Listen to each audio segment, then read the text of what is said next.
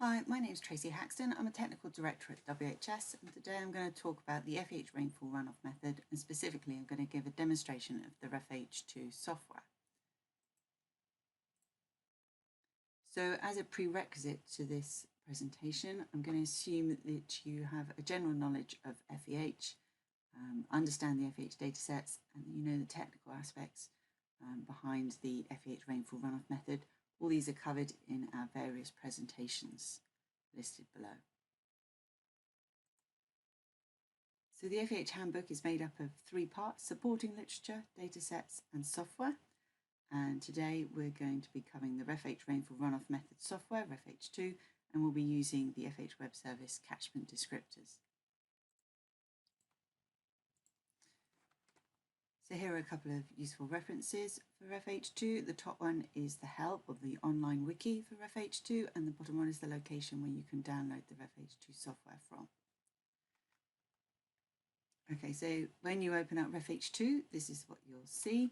On the left-hand side here, we've got a list of the updates to ReFH 2.3 from ReFH 2.2. And on the right-hand side, we've got a sort of quick start guide. There's also a link to the FEH Web Service and a link to the ReFH Technical Guide. And I'll just select this one time here. So you can see this is the online wiki. It gives all the details between the different aspects of the model, including a list of literature at the end.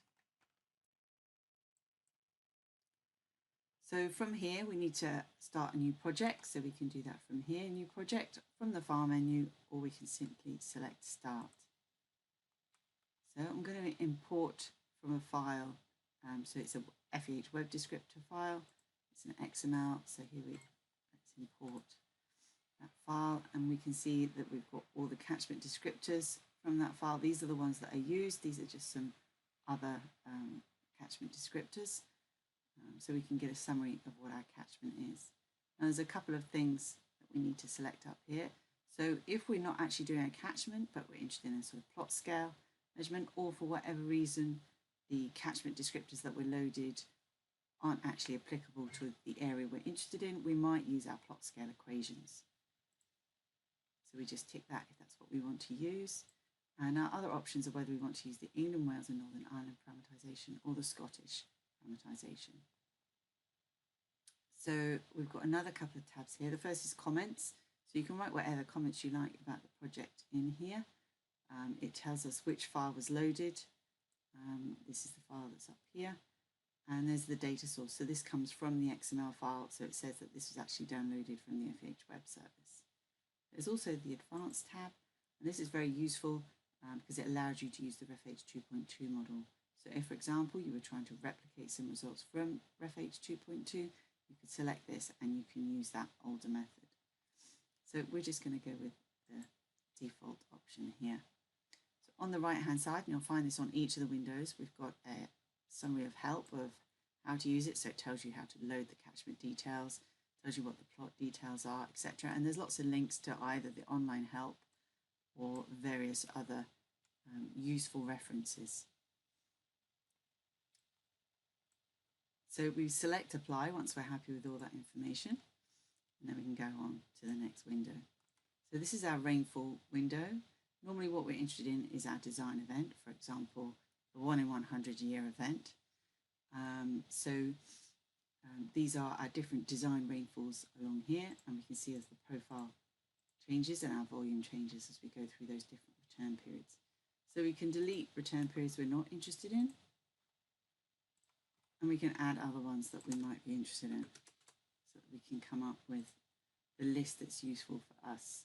We can also add climate change in there. So for example, I could do the 100 year with a climate change factor, and then we've got a little tool tip reminder. So 1.3 for a 30% increase. So we're going to do a 20% increase. Let's add that to our list. We can see that's gone in the respective location. We can also add observed rainfall, but we'll come to that later. So we've got various parameters here that affect the rainfall that we're using for the design event. This is the recommended duration. So if, for example, you wanted the best estimate of, for example, the 1 in 100 year, you would use the recommended duration. If, however, you were interested in a specific duration, for example, you're using it in a sort of a wider use of various other catchments as well, then you can change the duration and the time step. So with the only prerequisite being that there needs to be an odd number of time steps. So for example, I change this to 18 and this is set as 1, it'll say it's not allowed because it must be an odd number. So at any point within this, you'll see lots of these green arrows, which just say we return to the default. So we can easily just return to the default and select apply. Now there's lots of dependencies within the ReFH model, but usually you'll be given a warning. So for example, when we change the duration, the ARF and SCF are recalculated because the ARF and the SCF are reliant on the duration. We can, however, overwrite those at any point as well. And we can see that when we changed our ARF, the total rainfall went up. So if I go back to normal, we can see that it's now lower than it was before. So once we're happy with our rainfall events, we can go on to the next window, and this is the main calculation window. So on the left-hand side here, we've got all our summary data. We've then got our catchment descriptors and parameters, and then we've got our final results here. So in the summary window, with this, first of all, we select which event we're interested in. So we might be interested in the 100-year, and then the graphs and the summary stats will change for that. So at the top, we've got our rainfall data, so we've got our duration and time step. Then we've got our rural results, summary of our urbanised results. Here's what we want on the graph, so we can just select what we want to view. And then we can generate a report for the current return period, and this will give us all our catchment descriptors, our model parameters, and whether we've changed them from the default values as well, and the model results for that given return period. And this export here will provide you with the summary of all of these for all the different return periods. So we've got our catchment descriptors here. These are the ones that will affect the model parameters. So if we change any of these, then our model parameters and our model results will change. So for example, if I change my BFI host, make it much more permeable catchment, press apply, we can see that all of our results have changed as well. So I'm going to go back to the default, and we can see that there's a warning here about other things that have been changed as well. So let's go on to our model parameters. So we've got, first of all, the seasonality. So the seasonality will affect the rainfall. So if I change the rainfall, both the shape of the rainfall profile and the total volume of that rainfall will vary, and we'll test that in a minute. So then we've got our loss model. So this is our starting soil moisture level. This is the total depth. We've got our routing model, which is the TP. If we change our TP, it will also change the recommended duration. So if I change this, we'll get a warning saying that the updating routing has recalculated the rainfall parameters. So this is now a recommended duration of 22. So let's go back to what we had before, and you can change the base flow lag as well. And the BR is now a model state variable. We've also got our urbanisation tab. So at the top we've got sewers. So this gives us a sewer capacity and the drained area. So what we're really modelling is if we've got sewers within a catchment that export water to a catchment outside our target catchment. So we say what the sewer capacity is, and any flows above that capacity will stay within our catchment. Flows below it will be exported. Then we've got our urbanisation parameters. So the urban area is by default calculated from the URBEX 2000, but we can overwrite this. There's an impervious runoff factor that's by default set to 0.7. An imperviousness factor, which is the extent of the area which is impervious. So if you had more detailed urban mapping, you might want to change that proportion as well. And then we've got our default TP scaling factors and depression storage values. On the right-hand side, we've got our graphs for our rural model and urbanised. And if we right-click on this, we can copy it to a clipboard or save the image, and it will also give us the values at that location, which I've selected on the screen. If I go to my grid, these are all my results, and an easy way if you just want to have a quick copy and paste into a spreadsheet. So if you right-click select all, right-click copy, you can then put that into a spreadsheet. We've also got some other export options over here. So we can export this event or all design events. So it's very easy to both export data from here and to save various useful files. The other thing that's very useful is be able to save it as a project. So we'll save this as a project. We could send that project to someone else, and all the data within that would be saved. So someone else could open it up in ReFH2 and they would see exactly what was in that project file. So as I said before, we also have the option of adding in an observed event. So let's go back to our previous window. So this time we're going to add some observed rainfall.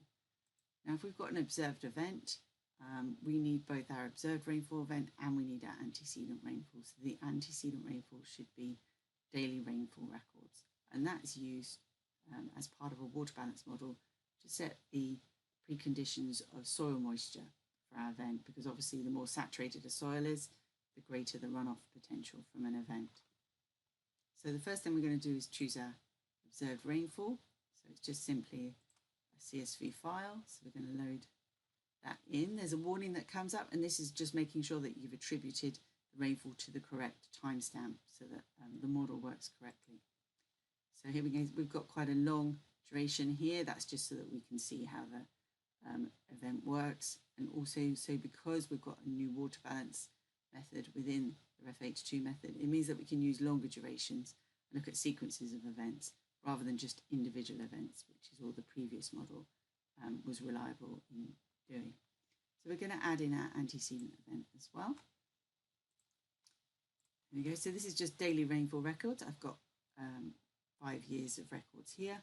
The longer that antecedent record, the more reliable that initial soil moisture condition is, although obviously once you get beyond sort of 10 years, sort of negates it. But what we want is enough to allow sort of settling in of the model, and then enough so we can see if we're getting a good water balance within our catchment.